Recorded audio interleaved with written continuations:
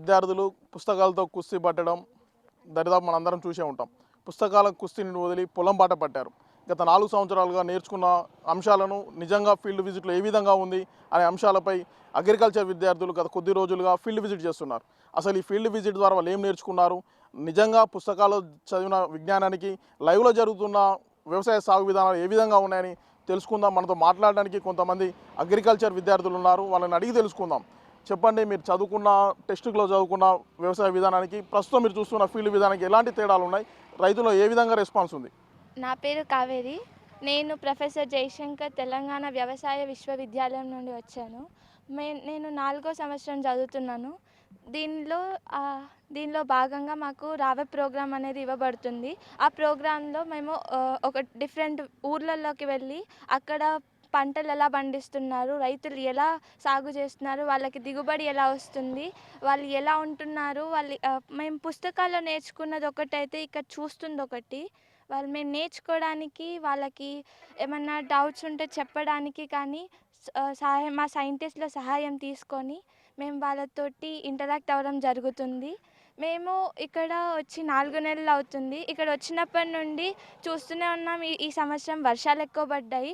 వర్షాలు ఎక్కువ పడినా సరే రైతులు దాన్ని బ్యాలెన్స్ చేసుకొని ఈ పంటను ఇంకా పెంచుతూ ఉన్నారు. ఇంకా వాళ్ళు ఆత్మస్థైర్యాన్ని వదులుకోకుండా ప్రతిదీ నిలకడగా చేస్తున్నారు.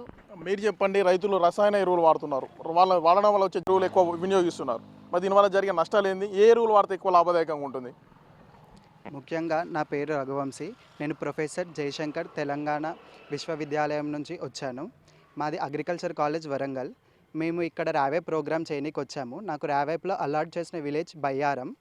మేము ఇక్కడ ఫార్మర్స్ దగ్గర నేర్చుకుంది ఏంటంటే, చిన్నదానికి పెద్ద పురుగుకి అన్నిటికీ కూడా రసాయనాల ఎరువులే వాడుతున్నారు. కానీ రసాయనాల ఎరువుల వల్ల వచ్చే నష్టం ఏంటంటే, మనకి ముఖ్యమైన పురుగులు కూడా చనిపోతాయి, మనకి బెనిఫిషియల్ ఇన్సెక్ట్స్ కూడా చనిపోతాయి అన్నమాట. మెయిన్గా బెనిఫిషియల్ ఇన్సెక్ట్స్లో వచ్చేటి ఏంటంటే తేనెటీగలు, దువ్వెనలు, వాస్ప్ అట్లాంటివన్నీ చనిపోతాయి అన్నట్టు. కాబట్టి రసాయనాల ఎరువుల బదులు ఇంకా వివిధ రకాలైన పద్ధతులను వాళ్ళు పాటించాలి. మెయిన్గా రసం పీల్చే పురుగుల కోసము జిగురు అట్టాలు, మళ్ళీ తర్వాత భూసారం పెంచడానికి పశు పంట ఎరువులు, మళ్ళీ ఈ స్టబుల్ ఇన్కార్పొరేషన్ అంటే పంట మొత్తము నేల వరకు కోసేసి మళ్ళీ దానిలోనే దున్నడము స్టబుల్ ఇన్కార్పొరేషన్. డిఫరెంట్ రకాలైన మల్చ్ షీట్స్ అట్లాంటివి వాడాలి. ఈ మల్చ్ షీట్స్లో కూడా గడ్డి మల్చి, మళ్ళీ తర్వాత చెక్క పొట్టు ఇట్లాంటివి వాడడం వల్ల మనకి ఏంటంటే భూసారం భూమిలో కలిసిపోయి భూసారం అనేది పెరుగుతూ ఉంటుంది. ఇంకా తర్వాత చూసుకుంటే ఇప్పుడు మెయిన్గా తేనెటీగలు అనేది చాలా తగ్గిపోయాయి. ఈ తేనెటీగలు పెంచుకోవడం వల్ల ఏంటంటే మనకి పాలినేషన్ ప్రక్రియ అనేది ఎక్కువ జరిగేసి ఎక్కువ దిగుబడి రావడానికి ఉంటుంది. మళ్ళీ ఏంటంటే మన చెట్టు మీద ఉన్న చీడపీడ కూడా తగ్గుతుంది.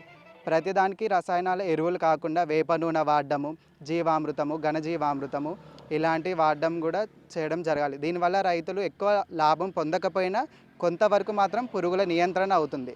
అత్యవసర పరిస్థితుల్లోనే రసాయనాలు వాడాలని కోరుకుంటున్నాను.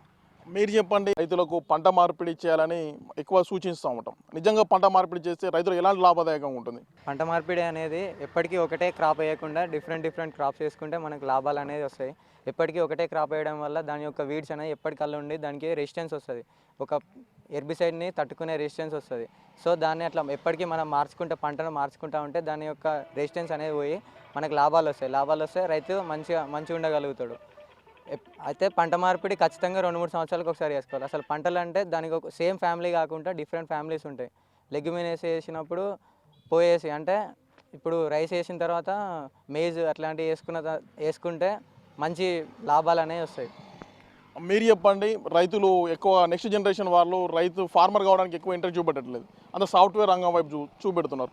మరి రైతులను ప్రోత్సహించడానికి మీరు చెప్పే వర్షన్ ఏ విధంగా ఉంది? అందరికీ నమస్కారం. నా పేరు మధుశ్రీ. నేను అగ్రికల్చర్ కాలేజ్ నుండి వచ్చాను. మాకు అమీనాపురం విలేజ్ అనేది అలాట్ చేసినారు రావే ప్రోగ్రాంలో. ఇప్పుడు ఫార్మర్స్ అందరూ సాఫ్ట్వేర్ చేస్తున్నారు, అగ్రికల్చర్కి ఎవరు మక్కువ చూపిస్తలేరు.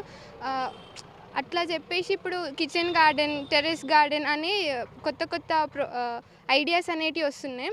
వాటిలో సాఫ్ట్వేర్ జాబ్ చేసుకుంటే వాళ్ళకి హెల్తీ ఫుడ్ తినొచ్చు, అట్లాగే వాళ్ళ టైం కూడా వేస్ట్ కాదు.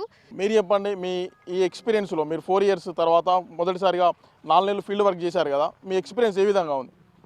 అందరికీ నమస్కారం. నా పేరు బుగ్గారపు దీప్తి. నేను భూపాలపల్లి డిస్ట్రిక్ట్ నుంచి వచ్చాను. నేను BSc agriculture student. Professor Jayashankar agriculture యూనివర్సిటీలో చదువుకుంటున్నాను. Agriculture college Warangal. నేను ఫైనల్ ఇయర్లో ఉన్నాను. ఫైనల్ ఇయర్లో రావే ప్రోగ్రాంలో భాగంగా మాకు కల్వాల విలేజ్ని అలాట్ చేశారు మహబూబాద్ డిస్టిక్లో. ఇక్కడికి వచ్చి మాకు 5 మెంబర్స్ పోస్ట్ ఫార్మర్స్ని అలాట్ చేస్తారు. వాళ్ళ దగ్గర ఉండి మేము ఎక్స్పీరియన్స్ చేయాలన్నట్టు, నేర్చుకోవాలి లైవ్లో. ఇన్ని రోజులు పుస్తకాల్లో చదువుకున్నాం, కానీ ఇక్కడ లైవ్లో ప్రాక్టికల్గా నేర్చుకోవడం బాగుంది. ఎక్కువ నాలెడ్జ్ని మేము గెయిన్ చేసుకోగలుగుతున్నాము. అండ్ ఇంకా ఇంపార్టెంట్ ఏంటంటే కల్వాలలో ఆర్గానిక్ ఫార్మర్ ఉన్నాడు, కాబట్టి ఆయన దగ్గర మేము ఎక్కువ జీవామృతం, నీమాస్త్ర అని డిఫరెంట్ టైప్స్ మెథడ్స్ని మేము నేర్చుకున్నాం. కాబట్టి ఇక్కడ ఆర్గానిక్ ఫార్మింగ్ని చూసినాక నేను 4 ఇయర్స్ తర్వాత ఆర్గానిక్ ఫార్మింగ్ చేయాలన్న ఆలోచన నాకు వచ్చింది. మీరు చెప్పండి, ఎక్కువ ఆర్గానిక్ ఫార్మింగ్ వైపు ఎక్కువ డిమాండ్ ఉంది ప్రస్తుతం మార్కెట్లో. ఆర్గానిక్ ఫార్మింగ్కు మీరు ఇచ్చే సలహాలు? నమస్కారం అందరికీ. నా పేరు పవన్ కుమార్. నేను professor Jayashankar agriculture Telangana state agriculture university నుంచి వచ్చాను. మాది కాలేజ్ ఆఫ్ అగ్రికల్చర్ వరంగల్. నా పేరు పవన్ కుమార్. నేను 4th ఇయర్ బీఎస్సీ అగ్రికల్చర్ ర్యావబ్ చదువుతున్నాను. మాకు అలాట్ చేసిన విలేజ్ కంబాలపల్లి.